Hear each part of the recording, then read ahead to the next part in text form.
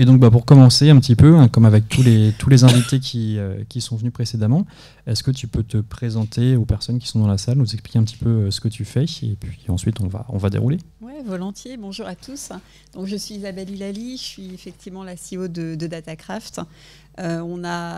C'est une start-up, mais on a un modèle de club et en 2 mots, on permet un échange de bonnes pratiques entre data scientists. Donc concrètement, on a des locaux, les premiers locaux à Paris dans le centre d'intelligence artificielle de la Sorbonne et quand on est membre, on peut venir au club pour s'entraider sur des modèles, voilà. Et on se dit que finalement, c'est des métiers où il faut apprendre tout le temps et il faut beaucoup échanger. Et on s'est dit que c'était la meilleure façon d'apprendre. Enfin, il y en a d'autres, hein. On peut apprendre en ligne, il y en a des conférences, mais on s'est dit que c'était une bonne façon, en tout cas, d'apprendre et puis de développer des collaborations. Et avant ça, j'ai notamment pas mal travaillé dans la santé, dans tout ce qui était tech. Donc, dans les membres du club, il y a des entreprises de tous les horizons, mais il y a pas mal d'entreprises de la santé aussi. Et ce qui est super intéressant, c'est d'avoir un Vinci Autoroute qui va travailler en computer vision, donc sur du traitement automatique d'images, et qui va travailler par exemple sur l'imagerie médicale, donc qui va échanger sur la façon dont lui il va analyser des plaques d'immatriculation et comparer ça à l'approche qu'on aurait pour traiter l'imagerie médicale, par exemple. C'est là où ça crée beaucoup de valeur. En tout cas, merci pour cette présentation. Donc, l'idée aussi de cet échange, c'est de parler un petit peu du défi du recrutement des techs et de la data et des profils data dans la santé. Et justement, on va mettre les 2 pieds dans le plat. Comment on fait pour recruter des profils data dans la santé ? Alors, je dirais déjà pour commencer, c'est un défi pour tout le monde, pas que pour la santé. Donc, si je commence par toutes les entreprises, c'est des métiers. Alors, déjà, peut-être de quoi on parle, parce que les métiers de la data ou les métiers de l'intelligence artificielle, parfois c'est un peu nébuleux.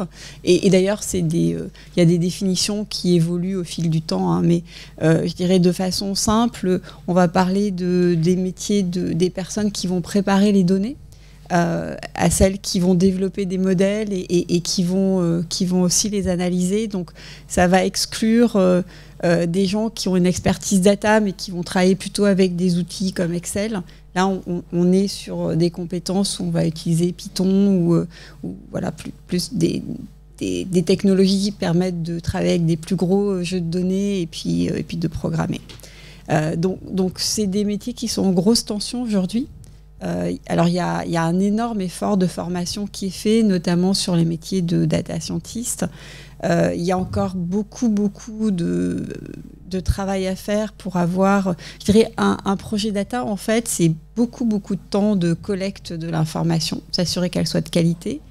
Et puis ensuite, c'est un temps beaucoup plus court en fait pour le métier de data scientist qui va être notamment de construire des algorithmes, des solutions d'intelligence artificielle. Et aujourd'hui, il y a une très grosse pénurie sur tous les métiers. Il y a beaucoup de formations sur la partie data science, à la fois dans les grosses écoles d'ingénieurs, mais aussi même dans les écoles de commerce où on fait des formations complémentaires. Il y en a beaucoup moins sur les métiers du data management et c'est un peu embêtant parce que c'est là où on a le plus besoin de talent. Donc aujourd'hui, tout le monde se bat un peu pour attirer ces fonctions-là, que ce soit la santé ou les autres secteurs. Et ce qui est assez sympa, c'est que ça oblige à repenser en fait la façon dont on recrute. Et du coup, ça sert à tout le monde parce que finalement, attirer des talents et recruter, c'était souvent une relation un peu déséquilibrée, quoi. C'est-à-dire que on avait un peu l'entreprise qui était toute puissante et les candidats qui espéraient être recrutés. Ça inverse un petit peu. Là, on inverse, donc c'est assez amusant. Du coup, les entreprises sont obligées de faire preuve d'imagination. Donc, il y a tout un travail qui est fait pour communiquer différemment. C'est des métiers sur lesquels il y a beaucoup de bouche à oreille. Donc, les gens se recommandent les entreprises. Donc, les entreprises font attention à leur réputation. Il y a des nouvelles façons aussi de recruter en ayant plus de visibilité. C'est-à-dire en envoyant, par exemple, des salariés dans des meet-up ou dans des endroits où on sait qu'il va y avoir des data scientists, en allant encore plus que sur d'autres métiers dans les écoles aussi, typiquement en organisant des hackathons. Ça, c'est un super moyen d'identifier des talents. Donc, ça fonctionne très bien. Et du coup, c'est ça qui est vraiment intéressant. Est-ce que tu observes qu'il y a plus de tensions dans la santé que dans les autres secteurs de la tech? Alors ça, c'est une bonne question. Par curiosité, on va voter. À votre avis, est-ce que, alors ceux qui pensent oui lèvent la main, est-ce qu'il y a plus de tension pour recruter des data scientists, data analystes, data ingénieurs dans la santé que dans les autres métiers? Si vous pensez que oui, il y a c'est plus compliqué, levez la main. Moi. Donc la majorité, et si vous pensez que c'est pareil, ni plus ni moins, levez la main. Alors, j'ai bien fait de poser la question. Et si vous pensez que c'est plus facile, ok.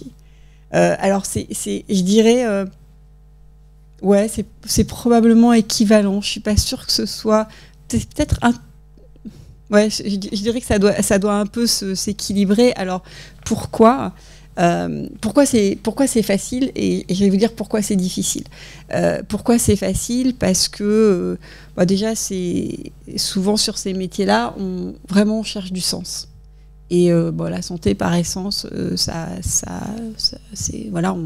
a vraiment beaucoup de sens. On sait à quoi on sert quand on travaille dans le domaine de la santé. Alors, c'est pas vrai pour tous les acteurs de la santé, mais globalement, pour un certain nombre, c'est plutôt des domaines où il y a des bons niveaux de rémunération. Et on sait que sur ces métiers-là, alors s'il y a des hôpitaux publics dans la salle, ils vont me regarder en se disant, bah non, c'est pas vrai partout, mais je dirais que globalement, dans le secteur de la santé, on a des moyens pour recruter que certains domaines n'ont pas. Et c'est plus difficile. Il y a plein de données. Donc ça, c'est le rêve des équipes data. C'est vraiment, je dirais que c'est un des... Enfin, le sens et la donnée et le salaire, c'est un peu les trois qui font qu'on est extrêmement attirant. Donc pourquoi, en même temps, c'est aussi parfois compliqué. C'est parfois compliqué parce que souvent, en fait, il n'y a pas une grosse culture data dans la santé. Donc en fait, on va se retrouver avec des acteurs qui veulent recruter, mais qui ne savent pas pourquoi. Donc ça, c'est pas hyper motivant en fait. Comment t'expliques justement qu'il n'y ait pas cette culture data?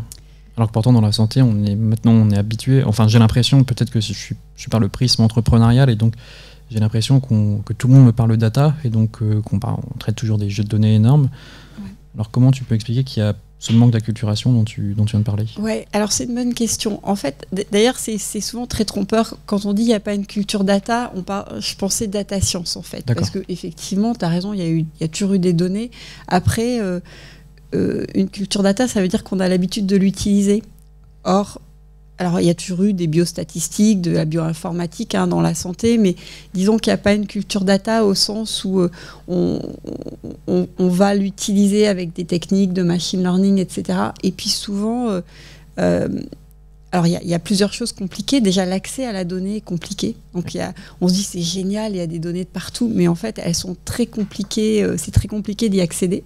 Donc, pour un data scientist, on peut arriver puis être assez rapidement démobilisé en se disant en fait j'ai l'impression qu'il y a des données partout, mais j'ai accès à rien parce qu'il y a des petites bases de données partout, parce qu'il y a par exemple dans les hôpitaux, il y a des gens qui ont des données mais qui les partagent pas parce que c'est trop compliqué, ou parce qu'on me demande d'abord de construire une grosse base de données avant de pouvoir travailler. Donc il y a des gens qui viennent et qui repartent à cause de ça. Et puis, quand on parle de culture de la donnée, c'est vrai que dans les hôpitaux, il y a une habitude de travailler avec des informations, avec des données, mais cette culture un peu data science, elle est très peu partagée en fait. Il y a, je dirais, comme dans beaucoup d'ailleurs de secteurs, il y a même une grande partie des équipes qui voient plutôt ça de façon un peu effrayante, en se disant mais est-ce que ça va pas me remplacer ces techniques-là? Est-ce que ça va pas déshumaniser? Et c'est quand même le cœur de la santé, l'humain. Donc se dire finalement, au lieu que ce soit des décisions prises par des personnes, ça va être des décisions prises par des algorithmes, et auxquelles en plus je comprendrai rien. Donc c'est une boîte noire qui va prendre des décisions. Donc c'est plutôt je dirais un domaine assez réfractaire. Et puis la santé, par essence, c'est un domaine conservateur. Complètement. À juste titre, hein, d'ailleurs, c'est parce qu'on est sur des choses qu'on veut vraiment évaluer avant de les lancer. Et du coup, c'est un peu contradictoire avec ce modèle de data science qui va souvent beaucoup plus vite et qui explore. Est-ce qu'on peut former en interne, donc que ça soit dans des hôpitaux, dans des startups santé, est-ce que du coup, face peut-être à la pénurie, on peut être tenté de former en interne? Est-ce que c'est possible? Est-ce que ça existe? Et si oui, comment on fait tout simplement?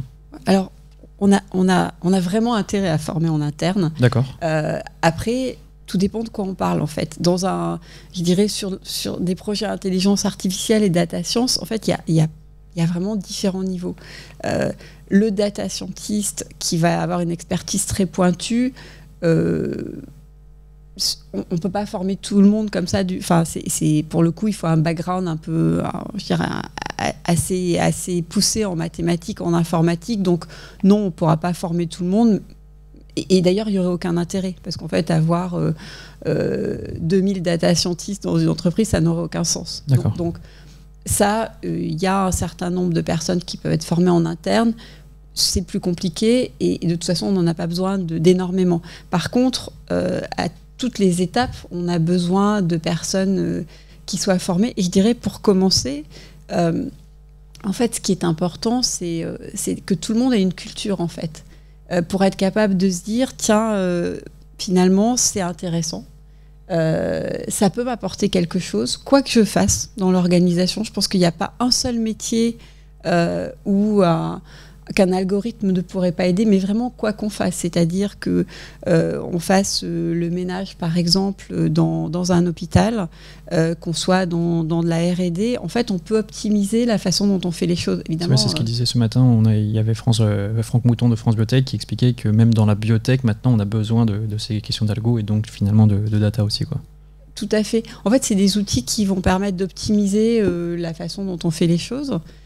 Qui vont nous aider à améliorer, qui peuvent nous permettre aussi de repenser la façon dont on fait les choses. Donc du coup, en fait, une organisation qui va utiliser la data, ce qui est vraiment important, c'est que tout le monde soit capable, qu'il y ait un espèce de référentiel commun, et que tout le monde se dise « Ah oui, j'ai compris de quoi on parlait, c'est pas un truc magique, et c'est pas non plus un truc effrayant, et c'est pas si compliqué que ça. » Et surtout que chacun soit capable de se dire moi, concrètement, qu'est-ce que ça peut m'apporter dans mon boulot et là, du coup, ça va tout changer. Et après, il y a aussi, je dirais, il y a des niveaux de... Donc, il faut commencer par la culturation. Ensuite, il y a tout ce travail qu'on va appeler le data management qui permet de collecter, déjà de savoir comment on collecte les données, où est-ce qu'on les met, comment on y accède, comment on s'assure qu'elles soient de qualité. Un data scientist, s'il arrive et qu'on lui donne des données comme ça sans lui expliquer ce que ça veut dire et sans lui expliquer vraiment le sens de chaque information, ce qu'il fera sera totalement inutile. Donc ce travail de collecter l'information, de la rendre accessible, de l'expliquer, en fait ça nécessite une formation plus que de l'acculturation. D'accord. Et ça, le mieux, c'est de former des gens en interne. Et justement, ouais, concrètement, tu utilisais le mot concrètement, mais concrètement, comment on peut, nous, se former à la data science ou comment on forme des équipes à la data science? Alors, il y a plein de façons différentes. Pour le coup, ça a pas mal évolué. Je dirais il y a des choses traditionnelles. Il y a des formations dans les universités, dans les écoles, qui sont plus ou moins longues en fonction du niveau qu'on veut atteindre. Il y a pas mal de choses en ligne qui sont pas si mal que ça maintenant. Il y a aussi... peut-être des ressources à recommander aux personnes qui nous écoutent? Alors, il y en a beaucoup. En fait. Je dirais, en ligne, par exemple, on va prendre un acteur français, Open Classroom. C'est vraiment pas mal. Il y a beaucoup de formations de grande qualité. Les écoles, les universités, alors là, c'est vraiment tout. Et puis après, il y a des formations plus courtes. Il y a Le Wagon, par exemple, qui fait... Alors, je suis parisienne, donc je suis désolée, je suis sûre qu'il y a plein de choses super. Il y a aussi sur Nantes, il y a Le Wagon aussi à Nantes, donc ça doit exister aussi du côté de Strasbourg, je pense. Voilà, donc c'est pour en citer un seul, mais il y a vraiment beaucoup de choses de qualité, en fait, qui existent. Et puis après, ce qui est vraiment intéressant aussi, c'est d'arriver à inciter une collaboration entre des gens qui ont l'expertise en interne et puis le reste de l'organisation. Ça, c'est souvent compliqué. C'est souvent une des raisons des échecs, en fait, des projets data dans les organisations. C'est qu'on se retrouve avec des équipes qui ne se parlent pas. Et ça fonctionne jamais. Hein. Si on a la direction juridique et qu'on ne parle pas aux équipes métiers, ça ne fonctionnera pas bien non plus. Mais alors en data science, on ne peut vraiment rien faire si on ne parle pas aux autres. Et là, c'est un vrai sujet. D'accord. Autre sujet du coup, dans la continuité, donc on a parlé de la partie recrutement, mais ensuite, une fois qu'on a réussi à recruter des profils data, comment tu fais pour les conserver dans ta boîte? Ouais, alors ça, c'est... Est-ce que c'est encore plus dur que de les avoir?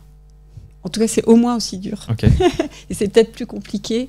Là, je dirais, en fait, la grosse déception qui se passe souvent, hein, c'est quand on arrive et en fait, on nous a fait une promesse. Donc, voilà, c'est le milieu de la santé, ça a un sens incroyable. Il y a plein de données, il y a plein de choses à faire. Et en fait, on arrive et finalement, alors, les torts sont généralement toujours partagés. On n'est pas intégré en fait dans une équipe. Donc, je dirais déjà, si on commence par l'équipe qui reçoit, hein, donc, ce qui est important, c'est, je pense qu'un des sujets souvent, c'est qu'au niveau du management, il y a pas toujours une compréhension de à quoi ça va servir. D'accord, donc il faut, comme tu disais tout à l'heure, il faut la formation du management pour être capable de... je pense que... Et ça, c'est vrai, c'est pas spécifique qu'à la santé. Hein. Je sais que nous, au club, on a des soirées pour les managers tous les mois et on en avait une il y a 2 mois où de façon unanime, tout le monde disait « Ah, mais les boulets, en fait, c'est nos comités de direction. » Et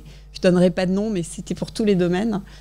Parce que souvent, soit en fait, ils attendent des choses qui sont pas possibles en fait de l'intelligence artificielle, donc l'espèce de coup de baguette magique qui va tout changer, soit au contraire, ils se projettent pas et ils ont pas, il n'y a pas ce référentiel commun qui fait qu'on parle des mêmes choses et que surtout chacun est capable de se dire pour moi, voilà à quoi je pense que ça va servir. Donc il faut commencer par ça. Et puis pour garder les talents, en fait, les équipes data, il faut vraiment... en fait, quand ça marche, c'est quand on sait pourquoi on les attend et quand il y a ce dialogue en fait, qui se met en place. Quand ça ne marche pas, c'est quand on recrute une équipe data, qu'on lui dit « vas-y, fais-nous un truc incroyable », qu'on n'a jamais su faire et qu'on ne crée pas ce lien avec les métiers, surtout qu'on ne s'est pas posé la question de pourquoi on les fait venir. Et déjà, nous, c'est quoi notre métier en fait? Donc, recommencer par ces grandes missions, on est obligé de repartir à la base en fait. En se disant, je ne sais pas, par exemple, je suis un labo pharma, mon métier, il faut aller plus loin que de se dire c'est de faire des médicaments, de faire des études cliniques, c'est de trouver des solutions pour soigner les gens. Donc si on le prend comme ça, quand on va accueillir des data scientists, en fait, ils vont pouvoir se projeter beaucoup plus facilement et s'intégrer. Moi, je pense qu'on a quand même un petit avantage dans la santé par rapport à ça, justement, avec ce côté impact. Et comment tu définirais un bon data scientist? Alors, bon, il y a des critères de compétences, hein, mais ça, en général, on va souvent sur ce type de recrutement, il y a des tests en fait qui sont faits, donc, et puis on se fie aussi à l'école, au parcours, donc assez classique. En fait, un bon data scientist, c'est quelqu'un qui va pas s'intéresser qu'à la data, mais qui va s'intéresser au métier en fait et au pourquoi. Et or souvent il y a quand même cette fascination des experts data pour la donnée en fait. Or la donnée, ça vient dans un deuxième temps. Ce qu'il faut d'abord, c'est qu'il y ait un vrai intérêt pour le métier de l'organisation dans laquelle ils viennent. Donc un bon data scientist, c'est quelqu'un qui va être curieux, qui va vraiment s'intéresser à l'endroit où il va, qui va être capable qui a vraiment des soft skills en fait, qui va être capable d'échanger en fait avec les autres acteurs, de faire ce petit pas en avant. Et ça, souvent, on le valide pas. C'est-à-dire qu'on va valider les compétences techniques en se disant « Ah bah super, il a fait telle école ou il a telle expérience ». Et en fait, on va se dire « Bon, de toute façon, il est dans un univers qu'on comprend pas bien, donc on va oublier en fait la partie soft skills ». Et ça, c'est vraiment ce qui fait qu'il y a pas mal d'échecs. D'accord. Et pour finir, du coup, justement, on a fait le tour un petit peu de ces questions-là, mais est-ce que tu peux nous expliquer le fonctionnement de Datacraft ? Notre fonctionnement. Bah oui, carrément, parce que du coup, ça peut intéresser aussi les personnes qui veulent se former à la data science, qui veulent trouver aussi des profils. Alors, en fait, c'est assez simple. Donc, déjà, pour être membre, soit on travaille dans une entreprise publique ou privée, et il y a une adhésion qui est payée par l'entreprise pour pouvoir venir au club. Et on a 17 entreprises membres aujourd'hui, soit on est freelance ou chercheur, et du coup, c'est gratuit à partir du moment où on a une expertise qui intéresse la communauté. Et on est prêt à la partager. On a un peu plus de 600 freelance et chercheurs. Voilà. Et quand on est membre du club, qu'est-ce qui se passe ? On a accès à nos locaux. Donc c'est un peu une logique de coworking apprenant, puisque quand on vient, il y a plein d'autres experts avec qui on peut échanger. On est très inspiré du modèle du compagnonnage où quand on veut être ébéniste, on va aller voir comment un autre ébéniste fait. Je dirais la grande différence, c'est que chez nous, il n'y a pas de maître, en fait. Il peut y avoir des super grands experts, mais il y a des choses qui seront beaucoup moins qu'un jeune étudiant qui va pouvoir venir. Donc, tout le monde a des choses à apprendre. Et puis, on a des ateliers aussi toutes les semaines. On en a un ou deux au moins qui sont proposés par nos membres, soit sur un sujet sur lequel ils sont très experts. Si je prends dans la santé, par exemple, on a une start-up, Capcode, qui travaille sur les données de Twitter pour alimenter en données en vie réelle les acteurs de la santé. Donc eux, ils animent très régulièrement des ateliers sur l'utilisation des données de Twitter. Soit au contraire, ça va être un atelier pour des membres qui veulent se faire aider par d'autres et donc qui vont mettre un sujet sur la table. Donc là, par exemple, on a Corian qui vient de nous rejoindre et qui justement se posait la question de qu'est-ce que des techniques d'intelligence artificielle peuvent apporter sur la réflexion qu'on a sur notamment la qualité des soins et un peu le suivi qu'on a aujourd'hui quand on a un tableau de bord pour s'assurer que tout ce que l'équipe médicale a recommandé est bien respecté. Est-ce que, on a un tableau de bord classique, est-ce que d'avoir une approche un peu tableau de bord, je dirais, apprenant et augmenté par l'intelligence artificielle, est-ce que ça nous permettra de faire ça mieux ? Donc du coup, on va proposer à tous les membres qui sont intéressés de réfléchir à ça. Et ce qui est chouette, c'est d'avoir des gens qui font des tableaux de bord dans la défense ou dans l'aéronautique et qui vont apporter leur regard complémentaire. D'accord, ok, très très clair. En tout cas, merci beaucoup Isabelle pour ta présentation. Est-ce que vous avez des petites questions peut-être sur les sujets data ? Allez-y monsieur. Alors, ça c'est une bonne question. En fait, pour l'instant, quand on a imaginé Datacraft il y a un peu plus de 2 ans, on s'était dit que on avait vraiment envie de créer des passerelles avec d'autres pays. Et donc, a priori, on va lancer une 2e base au Maroc en fin d'année. Et on avait plutôt imaginé un développement international. Et en fait, dans la réalité, on commence à avoir des membres qui sont à Bordeaux, qui sont à Lyon et qui nous disent donc on est en train d'y réfléchir. Je pense que ce sera très pragmatique, c'est-à-dire que si on a un certain nombre de membres qui sont présents dans des régions et qu'il y en a suffisamment, on va commencer à mettre en place des communautés avec peut-être on va voir comment on les anime, mais en tout cas on voit qu'on commence à être sollicité. Ouais. Est-ce qu'il y a d'autres questions ? Donc pareil, il y aura les contacts de Isabelle, donc n'hésitez pas à la contacter. Vous pouvez aussi échanger avec elle après la conférence. Il y a des choses en ligne aussi, j'ai oublié de le dire. C'est pas notre modèle. Hein. Notre modèle, c'est vraiment de faire se rencontrer les gens et de créer des liens. Mais en fait, déjà, la pandémie nous a un peu amené à le faire. Et on s'est rendu compte que c'était des fois pas mal parce que du coup, il y avait des gens de pays totalement improbables qui s'inscrivaient à des ateliers et c'était plutôt intéressant. Donc du coup, on continue, je dirais, pour certains ateliers, à les rendre accessibles en ligne. Parfait, je pense qu'on a fait le tour. Merci beaucoup Isabelle pour ton temps, merci beaucoup pour cette présentation.